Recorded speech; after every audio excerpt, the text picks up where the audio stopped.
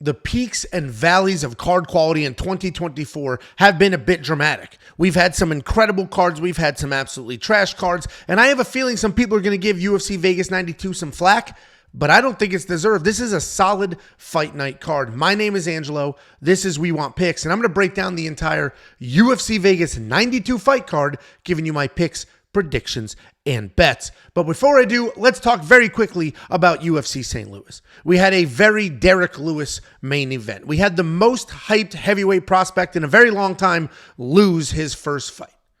We had the biggest favorite on the card get finished in the third round. We had a couple of sneaky close decisions, and we had a very, very exciting war. This was overall a fun card, a great card to watch, and I loved the crowds. Unfortunately, we are leaving the crowds. We are leaving the arenas. We are headbanging to UFC Apex. If you guys want to see my full recap, I filmed this immediately following the fights.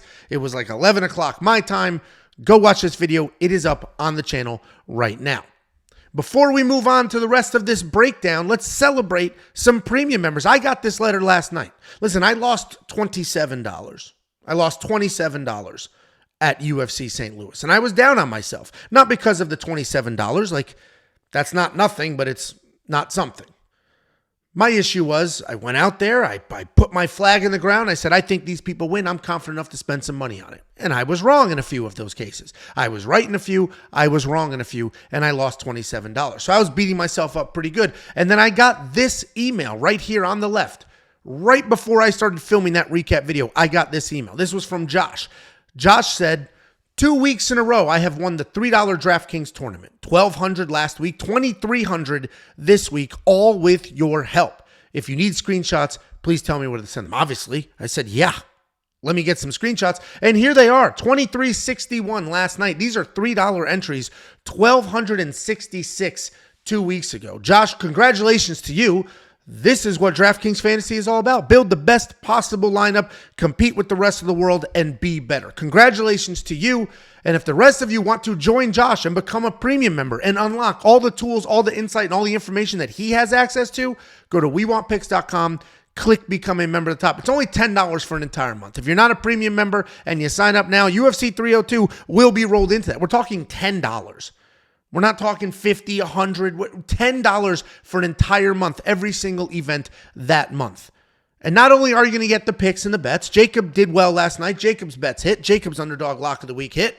You're also going to get tools. One of those tools is the line movement tracker. This is going to give you the opening odds, the current odds, the win probability, and the line movement for every fighter on every card. This is pretty useful information. You get to see who opened as a dog that is now a favorite, where that money is coming in, where lines are being pushed. I personally like to find my spots, see what the line movement has been, and then I decide, do I bet on this person right now, or do I wait because I'm going to get better value? You're also going to get the detailed data, metrics, and analytics. This is a 38-column spreadsheet with data that will help you jump on lines, jump off lines, find prop bets that make sense. This will help you identify giant skill gaps. Somebody gets taken down 5 times per fight and their opponent has a 90% takedown accuracy. Well, that will be right there in front of you, literally colored, ready to go. This is available at WeWantPicks.com. You're also going to get the DraftKings Optimizer. This will build DraftKings fantasy lineups for you. It will be preloaded every Friday with the best DraftKings ownership projections in the game. And you're going to get far more than just me. We got Artem breaking down fights, giving you his picks and bets as well. Artem will be doing the Road to the UFC. That's that Asia Pac tournament where they have people from different countries competing for a UFC contract. He will be breaking those down, giving you his picks, his bets for those fights. You're also going to get the Pick GPT. This is an artificial intelligence. We have a nuclear physicist that had reached out to us and said, hey, big fan of the show. I have developed this. I'm working on a few things. Let's talk. We talked, and he does this wildly complicated tool that we're trying to figure out how to get on the web. But other than that, he built this, an artificial intelligence that is picking fights off of historical data. And it is hundreds of different individual algorithms, or whatever you want to call it, neural nets, and they are making decisions based off of distant stats, grappling stats, striking stats, biometrics, historics, all of that.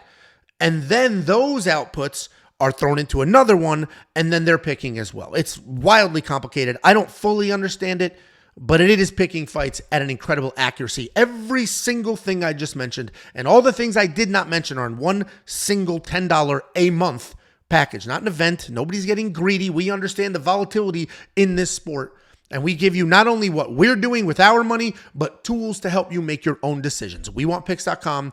Click Become a Member. It's $10 for an entire month. Let's go ahead and break down this card on a beautiful Mother's Day morning. I got to get through this. My wife is still sleeping. We got back late. I've been watching fights in the back of the car like a weirdo. She's chauffeuring me around. But it's her day today, so I got to get through this before the rest of this house wakes up. And it's like, typical Angelo, doing your little videos. So let's get through my little video so that I can shower her with kisses and gifts. She's not even my mother. That's this whole dynamic. My mother is in Florida. If anybody can be mad at me for not spending time with them, it's my mom. You're not my mom. You're my wife. You're take it up with the kids and whatever trash picture they drew at school. They're the ones who, I don't know, you're not my mom. Opening up the UFC Vegas 92 fight card, we have Alatengheili taking on Kleydson Rodrigues. This is going to be pretty fun.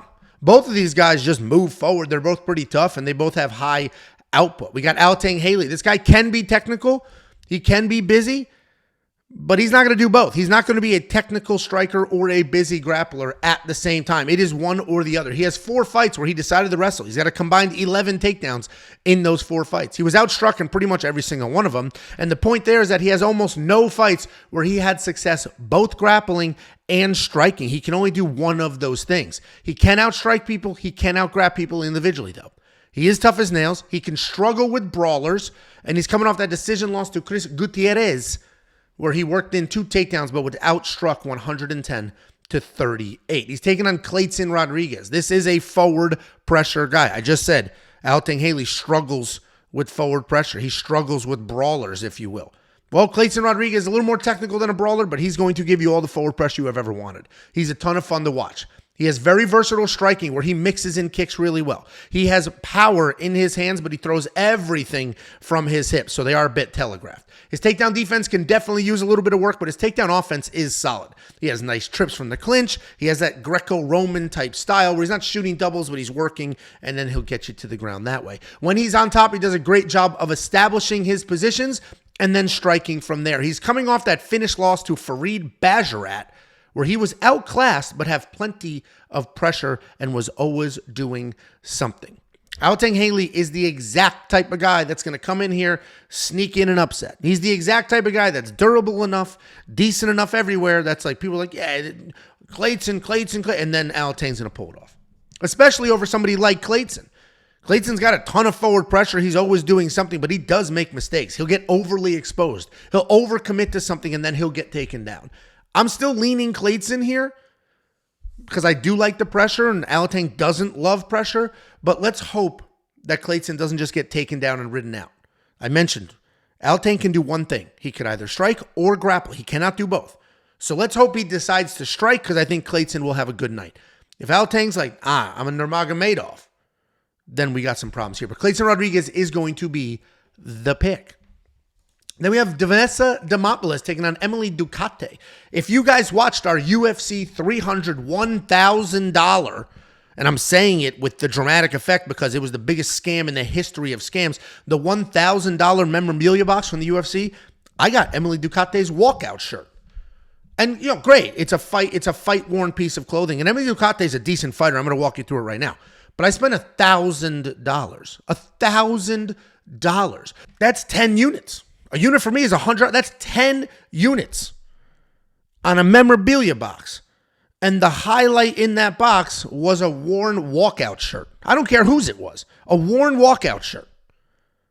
Not fight-worn gloves. Not something that was even in the octagon for more than 8 seconds. Like, oh, what a scam that. You can watch the unboxing. You can see everything. There's a lot of stuff in the box. It was worth maybe $200. And they charge $1,000 for it. It's the UFC. That is the biggest scam that has. We need to do a 2020 special. Is 2020 only the murders? A Dateline? Is Dateline the murders? We need to do some investigative journalism on the scam the UFC's run. We need a whistleblower from the factor. They do it out of the UK. So then I had to pay $200 in tax to come to America. We need somebody to go undercover into the UFC's memorabilia warehouse and watch these people pick trash off the shelves, shove it in a box, and say, that'll be $1,000. What a joke. If you do want to watch that unboxing, it's like 8 minutes. We got it on the channel. Be prepared. Your eyes might burn with the trash we're pulling out of there. Either way, we got Vanessa Demopoulos taking on Emily Ducote. Emily Ducote is a good fighter. That rant about getting her fight-worn shirt isn't a reflection on her and her skill set. It's just, if the box was 200, we'd be Gooch. That's a cool kid term. Gucci is what like super cool kids say, and then I don't have time for that. It's Mother's Day. I'm gonna say Gooch. So that's what that was. We'd be good, but $1,000, UFC 300, the biggest event of all time, you expect a little bit more. Emily Ducote is good. She is the former Invicta champion. She's got slick counter-striking, legitimate power, very good wrestling defense. She is durable. She is accurate. What she does really well is throw straight punches and come right down the middle. She has not had a ton of success in the UFC so far. She is 2-2 overall. But in her defense, her losses are to pretty high-level opponents like Lupi Godinez and Angela Hill. Her wins are over women that she should be beating, like Jessica Panay and most recently Ashley Yoder, where she had a takedown and the busier striking. She's taking on Vanessa Demopoulos. She's a solid striker who likes in the pocket. She doesn't have very real power, but she does have volume and footwork. If it gets to the ground, Vanessa's got some solid grappling and she can make something happen. She is coming off the decision win over Kanako Murata, where she was taken down 5 times and she did give up 10 minutes of control time and landed 3 fewer significant strikes. The fact that she got the decision was pretty interesting. Emily is almost a 3-1 favorite. And while I do agree she should be the favorite here and she should win, Vanessa does have some dog in her, and she stays busy like an Energizer bunny. Neither of these women are finishers or dominant grapplers, so this is going to come down to striking and cardio. I think Vanessa has the cardio and the volume edge. But Emily should be the better striker and likely wins at 29-28. The over 2.5 is as good as you're going to get. Plus 3.5 on Vanessa might be a solid bet as well. If you don't know what plus 3.5 is, you basically buy points on the judges' scorecard. The way that math fleshes out is that if Vanessa wins one single round on all 3 judges' scorecards, she can lose a decision. Just win one round and you'll get paid. When you have a situation like this, that's a relatively close fight, neither one is a finisher, and one of them is a 3-1 favorite, you might get some good odds on the Vanessa plus 3.5. Make sure if you're a premium member, you have linked your Discord. The Discord is not premium. Discord is 100% free to the world. But the Discord is a vehicle to get alerts to your phone. The website is premium. Everything we do, all the tools, the picks, the bets, that is on the website. A lot of the bets, or actually all the bets, make their way into the Discord as well, into an alert channel. And if you are a premium member, you link it to your Discord, and then we place a bet in there, and then whatever your alert sound is, you get the alert to your phone. Angelo did this, Jacob did this, whatever it is. So if you are a premium member, link your Discord if for nothing other than the alerts to your phone. If you're not a premium member, it's $10 a month. I mean, $10 a month. You're going to spend more than $10 on some 17-leg parlay. DM it to me. This happens every week. I get at least 10 DMs from people. 6-leg, 7-leg, 10-leg. What do you think? And they're not even like 10 money lines. It's like this guy by second round finish. This woman by third round submission. 10 of them. $5 to pay out $1.5 million. What do you think, Ange? I think that misses. So $10 a month. Instead of chasing that wild parlay, unlock everything you need at WeWantPicks.com. Click Become a Member at the top. Then we have Piera Rodrigues taking on Ariane Carnelossi. And what a shame, man. What a shame. Piera Rodrigues is a good-looking woman. In this picture, she looks like, I don't know if that's a hairnet, like she's working in a middle school cafeteria. I don't know what is going on with the hair helmet there or the color. She's good looking. Like God was like, let's make this one good looking. And then she's going to do everything in her power to not be good looking. I don't get it.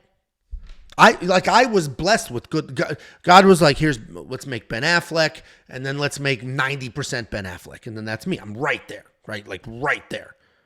And I lean into it. I take care of myself physically. I dress well. I'm like, hey, I thank you. I get what you did for me, and I will not waste this. But Piera Rodrigues is like, thanks for the looks. No thanks, though. I'm going to do whatever the hell this is with my hair. I'll make it a weird color, and I'm going to have a mean face all the time. Good luck with that. Fighting-wise, though, she is pretty good, and she should win this fight. She's a nasty striker. Very real finishing ability. She plots forward. She lets her hands fly. She knows what she's doing, but she does wing punches from her hips, and she puts everything into those. She's pretty good at the takedown defense. 66%. She is defensively sound on the ground if that fails her. She has plenty of takedown offense as well with 12 takedowns in 4 fights. Her issue, however, is control on top. She'll take you to the ground, but you can weasel your way out. She's coming off that loss to Jillian Robertson where she shot a takedown, a poorly timed takedown that exposed some fight IQ issues. She's taking on Ariane Carnelossi. All right, jacked. Look at that arm, dude. Like, she looks like an American Gladiator. Did you guys watch American Gladiators growing up?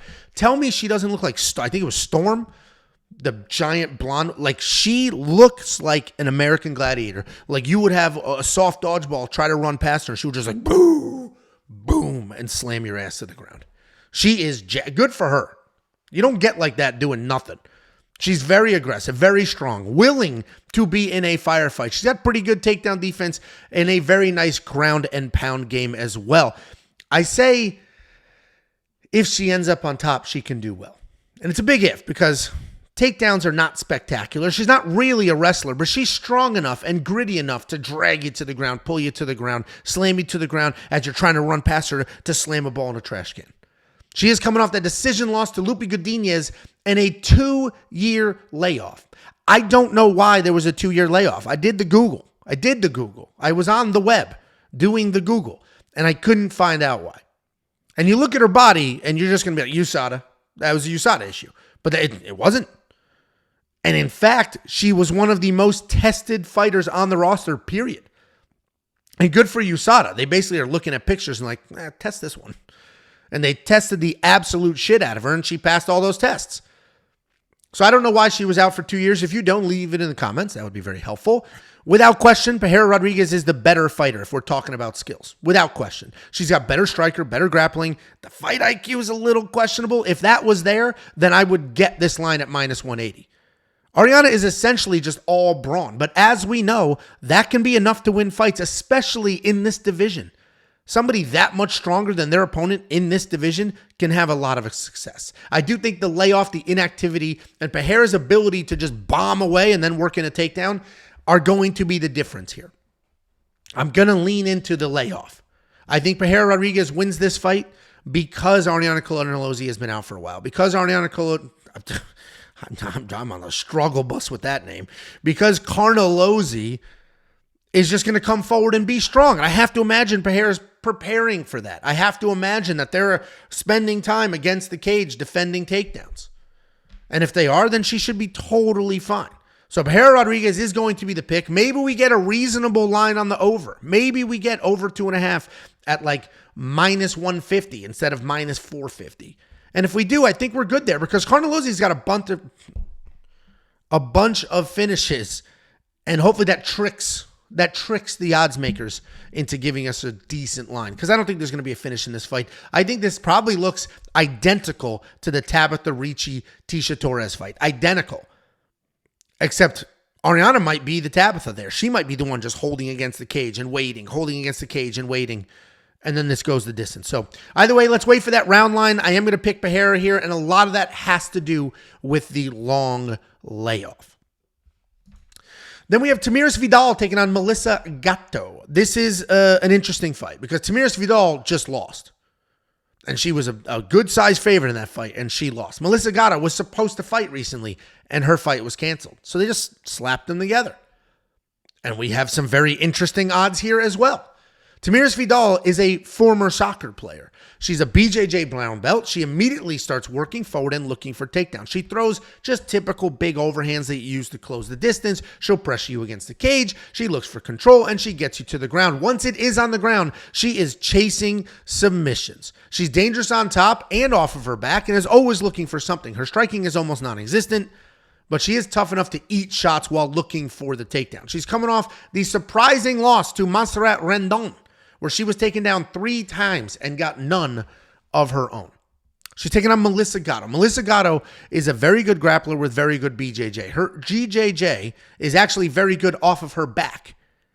She is better at jiu-jitsu in the nerd position than she is on top. And that could be good, that could be bad. That's great if you're the one getting taken down. It's bad, though, because when she does get taken down, she'll play that guard game. She'll just hang out. She has no sense of urgency. She's not trying to get up because she knows how good she is off her back. Problem is, you get another decent grappler in MMA in 2024, and you're not going to throw up a triangle. You're not going to throw up an armbar off your back. That's not what's going to happen. You're going to need to create scrambles, create some chaos, and catch somebody in that. Melissa doesn't necessarily do that. While she is primarily a grappler, she does have some technical striking, and she uses it well to set up her takedowns. Her takedowns can be hit or miss, though. They're not good enough to shoot from distance, but if they are set up well, she can have some success. She's coming off the decision loss to Ariane Lipski, where the striking was there, but she went 0 for 7 in takedown effects. And I'm about to drop a bomb on you. Are you sitting? Melissa Gatto is the biggest favorite on this card. Crazy. Dude, the biggest favorite on the entire card is 8-2 Melissa Gatto, who hasn't won a fight in 2 years. The biggest favorite on this card is a woman riding back-to-back losses. The biggest favorite on this card is a woman moving up in weight. The woman who is stepping up on short notice is the biggest favorite on this card at more than 4-1. If Mateusz Rebecki is going to lose as the biggest favorite, Melissa Gatto should not be in your parlays. You should not be betting on her. This value was gone the minute this wasn't -110, -110. I get that Vidal looked bad in her last fight, but she is still big. She is strong. I understand people think Melissa's just going to get whatever takedown she wants, like Vidal's last opponent did. But Vidal's last opponent, Montserrat Rendon, is good and huge. Melissa Gatto doesn't have very good takedowns. She is small. I already thought Vidal was going to win, let alone at these odds. I'm going to continue to watch this. This is where I'm going to drink my own champagne. They say eat your own dog food. That's a term for like when you use your own stuff. But dog food's this. Why would I eat dog food? I'll drink champagne. It's Mother's Day. Let's get some mimosas. I think Tamires Vidal wins this fight. I'm going to watch my own line movement tracker on premium. And if this continues to widen, bang, Vidal. If it creeps back just a little bit, bang, Vidal. Because I cannot be the only person that saw this and was like, what? Is this a typo? This must be a typo. 4-1, more than 4-1. Go up in weight, short-ish notice. 0 for 7 in takedowns in her last fight. Favorite? The huge favorite? Crazy. Tamires Vidal is already the pick. I am going to place a bet on her. It's just a matter of when. If the odds start to tighten, boom. If they're continuing to widen, then I will wait that out using my own line movement tracker at WeWantPicks.com. If you're not premium, unlock it. It's $10. If you are premium, thank you for your support. It is unbelievably appreciated. Then we have Tom Nolan taking on Victor Martinez. I've been rolling my Martinez.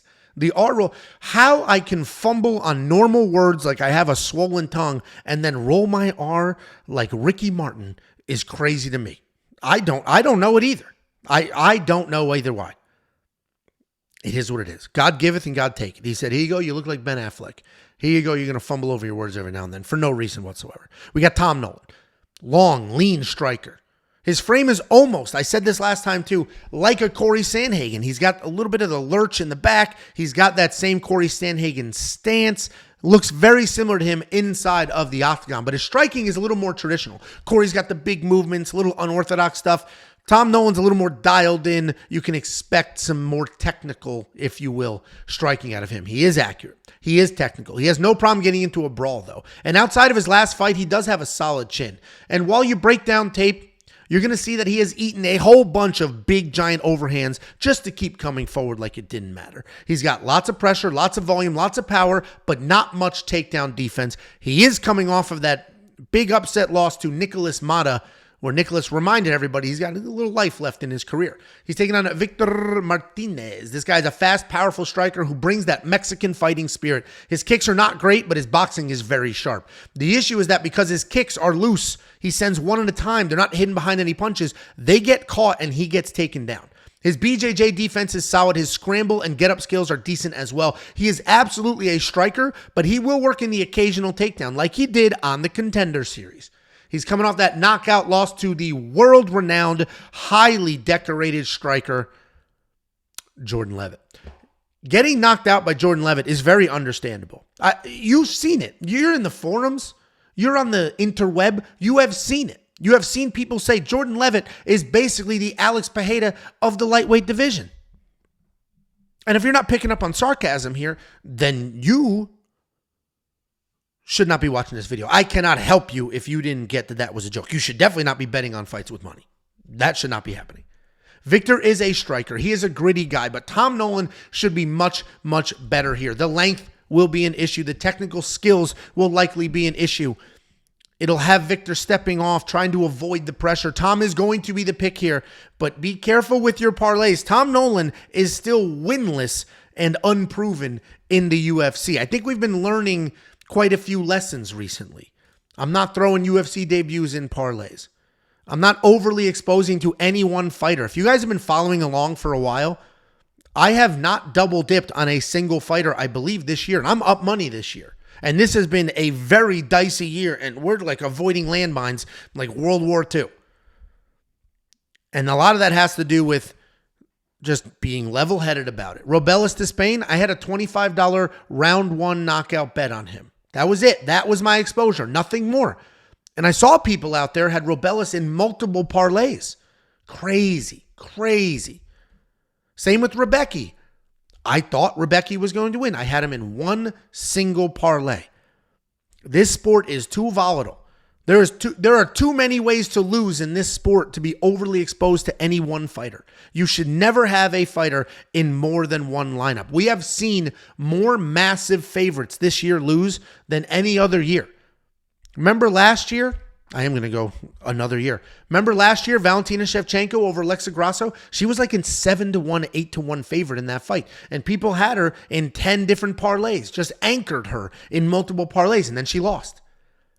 And then everybody lost all of those bets. So just whether you agree with my betting style, whether you don't, whether you agree with the pick, that's totally fine. My recommendation to you or anybody else betting on this sport, the most volatile sport in the world to bet on, do not overly expose yourself to one person, especially unproven people. And that is the more you know. Curious who gets that reference. Then we have Abus Magomedov taking on Warlley Alves. The UFC is doing everything possible to give Abus a win. Everything. They are sitting in conference room being like, how the hell do we get this guy a win? He just keeps figuring out ways to lose. How do we get him a win? I have an idea. This guy over here, 1-4 in his last fight. He should be able to beat this guy. And that's the matchup you have in front of you. We have Abus Magomedov. This guy is a versatile striker with wrestling as a backup plan.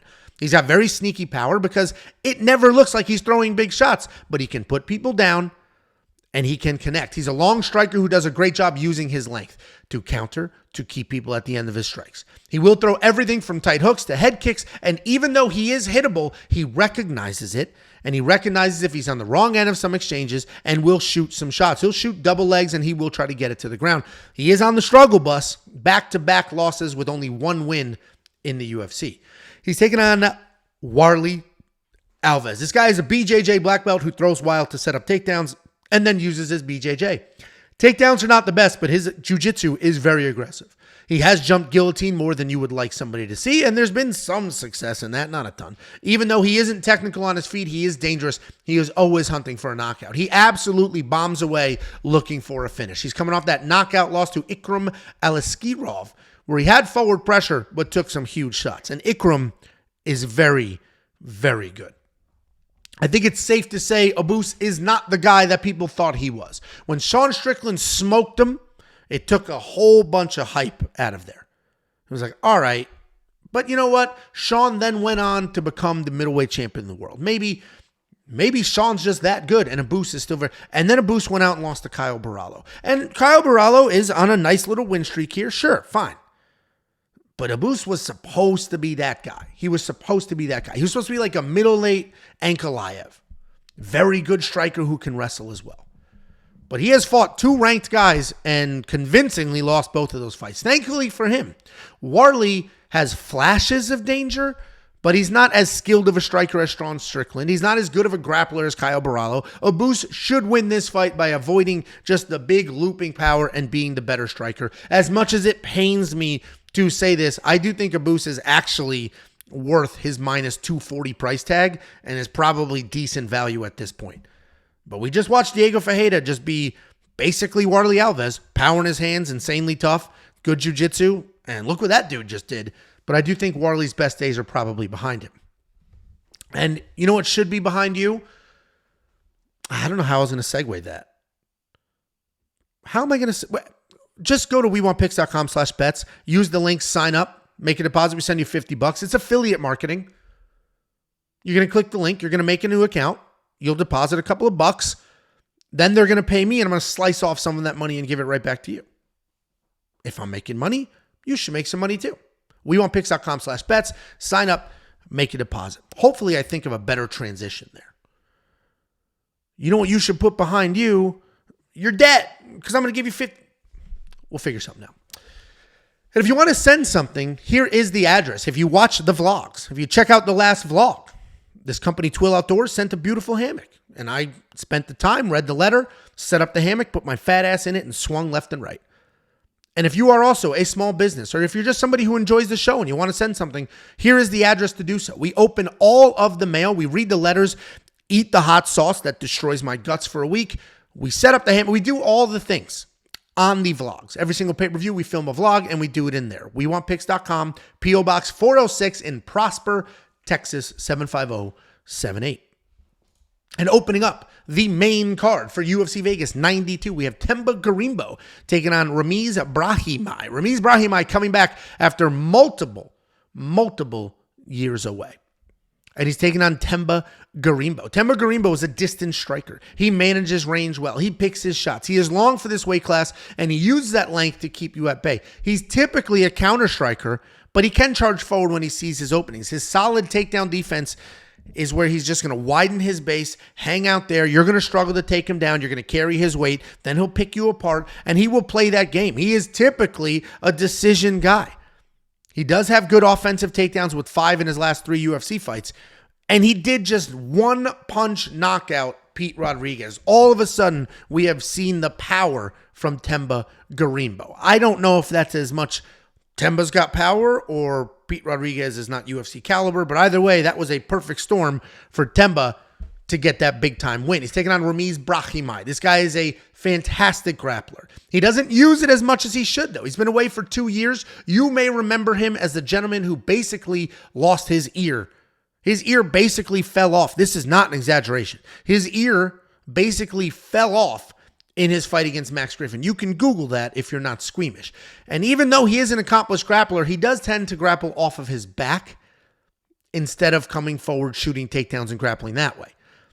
When he strikes, he does have some decent power in his hands, and he does have some success, but not enough to win a striking-only fight. All 10 of his wins are by submission. And at this point, he is a submission or bust fighter. He's coming back after 2 years away and a win over Michael Gilmore, where he did have a beautiful takedown, and then obviously the submission. And Ramiz can win this fight by submission. Of course he can. But I think this sport has progressed beyond submission or bust, guys. I think in 2024, everybody's got good jiu-jitsu. Everybody's got good takedown defense. Everybody except Robelis de Spain has good takedown defense. And obviously there are levels to everything. And Ramiz is going to be a much better grappler than Themba. But in order to get Themba to the ground, in order to grapple him, you have to get past that range. You have to get past those wide hips where he makes you bear his weight. You have to get past his now powerful striking and that jab. You have to get past all those things to shoot a takedown. I think he's going to struggle to do so. Themba Gorimbo is going to be the pick. And I honestly may parlay him with Pinheiro Rodrigues, and there's another person on this card coming back after a multi-year layoff.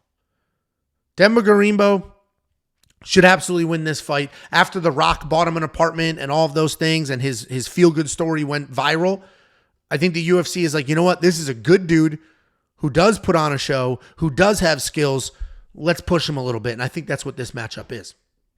Then we have Luana Pinheiro taking on Angela Hill. Angela Hill is a staple of this division. She's 39 years old, and typically I would railroad somebody that old, but it doesn't matter, especially in the women's divisions. The women's are like heavyweights, where as long as the chin is there, which isn't typically an issue for the lightest women's division in the UFC, their careers can go much longer. If you're a bantamweight man, good luck, right? After 32, steep drop-off. But if you're a strawweight female, Angela Hill, I imagine, can fight till she's Tom Brady-ish. She's not the GOAT, but I think she can fight till she's 44 years old, and we're not going to see a big drop-off in skills or anything like that. Angela Hill is a veteran fighter. She's got that high veteran fight IQ, mostly a striker, good speed, good volume, lots of versatility, not much power, but nobody in this division really does. She is a talented fighter who has become the gatekeeper or a measuring stick for this weight class. She's good everywhere. She's not really a threat anywhere. Her path to victory in this fight, and pretty much every single fight, is avoid the power, avoid the takedowns, exploit rookie mistakes. She is coming off that win over Denise Gomes, where she turned into a Nurmagomedov with 5 takedowns. She's taken on Luana Pinheiro. Luana Pinheiro is a powerful striker. She's got solid takedowns, decent BJJ. She averages more than 2 takedowns per fight and has no problem swinging wild while running forward. She is a high-volume fighter with knockdowns in 2 of her 3 UFC fights. She's coming off that loss to Amanda Ribas, where she had a takedown but was finished in the 3rd. I said knockdowns in 2 of her 3, 2 of her 5 UFC fights. Angela Hill might be the least dangerous fighter in this division. That's not an insult. Some people have power, some people don't. Angela Hill doesn't have a ton of power, and she's not like going to turn her body into a pretzel and submit you out of nowhere. She's almost 40 years old, but she is showing 0 signs of aging. She's not slowing down at all. The technique is obviously there, and the fight IQ continues to increase in every fight. The fact that last fight she came out here and turned into a Nurmagomedov shows you how high her fight IQ is. She's been doing a great job beating these younger prospects. She sticks to game plans, doesn't take risks. She decisions her ways to win. I see more of the same here. Eventually, she's going to look old and slow, but for the time being, I think she's just going to ride her bike and win these decisions, so Angela Hill is going to be the pick. Then we have a struggling Adrian Yanez taking on a Vinicius Salvador. And it's a shame because Adrian Yanez has some of the cleanest striking in this division. He's a fun technical striking. He's got high striking IQ, fast hands, real power, and pretty much a durable chin. He can be a slow starter, though. He'll give up the first round. If you dig into his fight stats, he was outstruck in the first round in 4 of his last 5 fights. He has 8 fights in the UFC with 5 fight of the night bonuses and 5 stoppage wins. He's got great takedown defense at 100%. He has 0 offensive takedowns so far in the UFC, so you know what you're going to get. You're going to get a very fast, clean striker who wants to use his technique and avoid a full-blown brawl. He's coming off back-to-back finished losses. The most recent was the leg kick TKO to Jonathan Martinez. He's taking on Vinicius Salvador. This guy's a long striker with incredible volume, solid accuracy, and what he thinks is Roy Jones Jr. defense. The hands are low. He's doing the bob and the weave and all that nonsense. He does have a negative striking differential, so he's not bobbing and weaving as much as he thinks he does. He is durable. He has some very real power in both of his hands and his feet. His takedown defense is not great, but he does use his length on bottom and throw things up, create scrambles, and then work back up. He, too, is coming off back-to-back losses. The most recent was just being outworked by CJ Vergara. And I don't know if it's just me, but I don't love any of the favorites on this card. Certainly not at their current odds. Adrian will definitely be the more technical striker here. But Vinicius is durable. He's got forward pressure. He's one of the more well-rounded fighters on the card. Probably the more well-rounded fighter in this matchup. I trust Adrian's takedown defense, and because he is a sharper striker, I'm going to lean him here, but Jesus, 3-1. Adrian Yanez just got finished in back-to-back fights. He should not be a 3-1 favorite against a very durable guy that can match most of the skill sets. It should be a striking-only match. Adrian should be able to keep this fight on its feet, and then he should be able to be faster and more accurate and win. That's why I'm picking him. But 3-1, that value is gone. I don't see the value in those odds. I'm just going to have to leave it alone. No bet here, and it's not my fault. It's your fault for betting on him and pushing the line the way that it went. This is another line movement tracker type fight. I filmed this on Sunday mornings. I'm pretty much the first to get this content out here. The lines are going to move later today.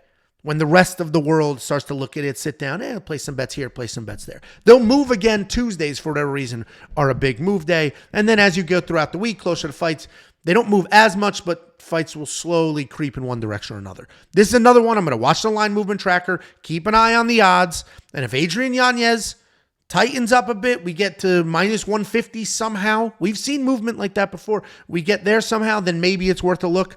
3-1, not worth a look. Then we have the featured fight of the evening. The UFC sat down. They said, I want this guy on the main card, and I want him as close to the main event as you can get him because he is a prospect we believe in. And I'm talking about Oumar Sy. This dude is 6'5". He's tremendous, and he fights like a bullet train. And the UFC is trying to push him, and that's why he's this high up on the card. It's literally that simple. He's taking on Antonio Tricoli, who is also coming back after almost 3 years away. He's the third fighter on this card coming off an extended layoff. Oumar Sy is a great signing. This guy's an absolute beast. He's a walking highlight reel of knockouts, slams, and explosive actions. He can strike, he can grapple. He is most dangerous as a striker, though. He has 7 finishes in his 9 wins. And that highlights 2 things. One, his danger. But it also means he's been to a decision twice. And I love those fights. When you get somebody as dangerous as Sy, I love to see the decisions. And I found him, and I watched him. And obviously, he slowed down, but he looked good. He continued to fight. He didn't just quit. We know he's not going to death gas, and that's what's important. Of course, he lost the sting on his strikes. Of course, he got tired. But he didn't just have a great first round and then fall off a cliff. He stayed in those fights, and he won those decisions. He is making his UFC debut here. He is a guy the UFC is going to want to push. And before you complain that his giant man arms are covering the stats on this graphic, there are no stats, okay? Those are all zeros. So it's fine. He's taking on Antonio Tricoli. This guy is coming back to the UFC after 3 years away because of a USADA issue. He is a hot prospect. He has a fun come-forward style. He's incredibly long for this division. He will throw long strikes while coming forward, and once that distance is closed, he's going to look to grapple. He doesn't look like he has great power because of the way he throws, but he has plenty of knockdowns and plenty of knockouts because of the length and his ability to hit you so far outside the pocket. His takedowns are mostly trips. They're mostly uchimadas. He's not shooting clean doubles. He's not shooting from distance. But when he gets you... But what did the... Talk about a tongue twister. What an idiot. I wish somebody was here to make fun of me so that I'd just be bullied out of fumbling my words, honestly. There should bring back bullying. And I've got 2 daughters, 2 beautiful little girls that in my mind are the sweetest girls in the world. And I would never want them to be bullied. But I genuinely think a little bit of bullying is okay. Not making fun of people for things they can't help, of course. Like, oh, Jacob, you're a ginger. He can't help he looks like that. And yeah, it sucks for him, but so we can't make fun of him for that. But, maybe you stink, wear deodorant. Oh, okay. Life lesson type stuff. Angelo, don't talk so fast and you won't mess up all your words. Oh, good point. Thank you. Let me take that to heart. So let me slow down my words here. If Antonio Tricoli gets you to the ground, he is an aggressive grappler who uses that length to lock up chokes. Antonio Tricoli is also going to wish he was still juicing. He's going to wish he was still juicing because Sy is an absolute killer, and I think he blows through a 3-year layoff, assuming steroid-free Tricoli. I see a finish here, and if he wasn't a UFC debut, he would be a safety parlay guy. But he is a UFC debut, and we have learned those lessons. But Sy should dominate this fight. Dominate this fight. The UFC is like, oh, Tricoli, you did a whole bunch of steroids? So they kicked you out? You got suspended? Okay. We'll let you back in. Here you go. 6'5" beast. In our co-main event of the evening, we have Chaos Williams looking at us like he's about to beat the shit out of us, taking on Carlson Harris. I can't look at this graphic because it is scaring me. I don't know what I did to this gentleman, but the way he is looking at me through this graphic, I did something. It's Mother's Day. Maybe I said something about his mother. I don't know what happened, but this dude is furious, and those are not the eyes of a sane person. He is always fun to watch in the cage. He's never in a boring fight. He will just walk you down and use all that power. He's got solid low kicks as well. He uses those low kicks to take out your legs and slow his opponents down so he can come up top for the big knockout. He's got power. He is durable. He's always live for a knockout. But he's coming off that super close split decision win over Rolando Bedoya, where he was flat, had no head movement, slowed down, but he did showcase that power and that explosiveness. He's taking on Carlston Harris. This guy's pretty well-rounded, pretty wild striking, pretty good grappling. He does have some power in those wild strikes. He is a very slick, opportunistic grappler as well, meaning he's going to snatch things up. He'll get a darce, a standing head and arm choke when he sees his openings. His wrestling is solid as well. He doesn't have like traditional takedowns, but he's got good body locks and trips. And then as soon as he hits the mat, he's working towards something. He is coming off the come-from-behind submission win over Jeremiah Wells, where he was going to lose a decision and was able to snatch that up. That was a great come from behind win, and you love to see that stuff. You love to see fighters who are pretty much about to lose. They don't quit on themselves. They understand, hey, this fight's not over till it's over. I'm going to continue to work, and I'm going to continue to try to make something happen, and he did. Chaos Williams is crazy and dangerous. Those are two separate statements, and he's also crazy dangerous, but I am not sure if he's the better overall fighter here. Carlston can grapple. He can wrestle. He also has power. Chaos will need to be the better striker, which he is. He's going to need to avoid mistakes. We saw what happened to Jeremiah Wells when he made a mistake. Chaos is going to be the pick because I do trust his takedown defense over Carlston's 29% takedown accuracy. But like so many others on this card, I'm not loving it. I honestly didn't think Chaos Williams looked that good in his last fight. If he blew through Rolando, I'd feel a little better about it. But he didn't. He barely squeaked out a win. Barely squeaked that out. And there was no head move. I just didn't love it. But he still should be able to beat Carlston Harris. He's still a young guy. And we see these young guys, the late 20s, early 30s, improve at a rapid rate. So hopefully Chaos comes out. There is head movement. There is a little more footwork. He's not flat. He's got the power, but he's not rushing anything. Chaos Williams is going to be the pick. Then in an underrated main event, we have Edson Barboza taking on Lerone Murphy. Lerone Murphy doesn't have the star power that you would think you would get in a main event, but he is undefeated. He is a guy that sneakily is coming out here, winning fights, flying under the radar. He's also a regional guy, and the UFC loves regional prospects because if Lerone Murphy builds himself a nice fan base, they can sell out arena in other parts of the world. And he's taking on tried and true veteran Edson Barboza. Edson Barboza is a great striker. He's got amazing movement. He's fought every single person in multiple divisions.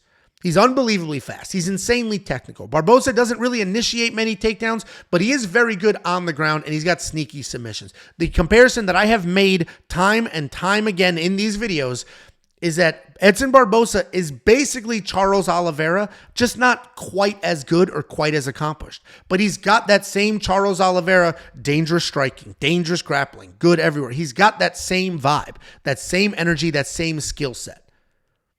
He's very similar in technique and very similar in experience. He's coming off that decision win over Sadiq Youssef, where they traded knockdowns and he worked in 3 takedowns. He's taking on Lerone Murphy. Lerone Murphy's a very good striker who moves incredibly well and has a ton of power. He will light up your body and then step completely out of the pocket and move away. His footwork is very good and he is dangerous on his feet. His takedown defense is listed at a very low 37%, but he does really well scrambling back up to his feet. He has taken down 10 times. He's been taken down 10 times in his last 3 fights. But he did flip that script, take life into his own hands, and he got 3 of his own takedowns in his most recent win over Josh Cooleybow. And we're about to find out how good Lerone Murphy is or is not. Edson will be by far the toughest opponent Lerone Murphy has ever fought. The most well-rounded guy that Lerone Murphy has ever fought. Edson just beat another young striking prospect in a main event, and this might be more the same. The way that Edson worked in the wrestling against Sadiq Youssef is exactly how he can win this fight too. Obviously, being 38 years old worries me. His chin isn't the best at this age, but I'm still going to lean Edson Barboza. We just watched him beat Sadiq Youssef. And Lerone Murphy is a little more dialed in than Sadiq Youssef is, but Edson Barboza is a tried and true veteran who can make things happen. Very fast, very good striking. He can go 5 full rounds. The spotlight's not going to bother him. We just watched him work in some takedowns. The veteran savvy might be the difference here. Hopefully Edson Barboza does not look his age, because if he shows up looking like he did in his last fight, I think he can win this fight. But this is a very interesting main event. I am looking forward to it, guys. That is the breakdown. Let me know your thoughts. Let me know what you think of this fight and the rest of them. And before you go, let me send you $50.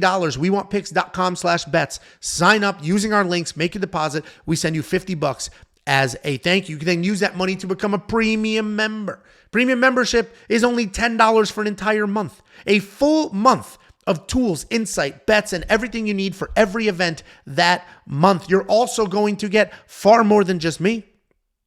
The first thing you're going to get is the tools like the line movement tracker. Then you're going to get the detailed data metrics and analytics. Then you're going to get the DraftKings optimizer loaded with DraftKings projections. Then you're going to get Artem, Running Mouth MMA, and the artificial intelligence picking fights for you. Artem is going beyond the scope of the UFC. He will be breaking down the road to the UFC, doing write-ups and picks and bets for those events on his page. He's also going to be doing PFL, Contender Series, and all that stuff. This is the greatest value in this space, period, end of story. Not only do we give you what you need to make your own decisions, we tell you what we are doing with our money. WeWantPicks.com. Click Become a Member. It is only $10 for an entire month. Not only is it a phenomenal way to support us, but you also get the greatest package in the world in return. Guys, thank you so much for all the love, all the support, and everything else that you do for us. We'll see you Tuesday night live to break down this card.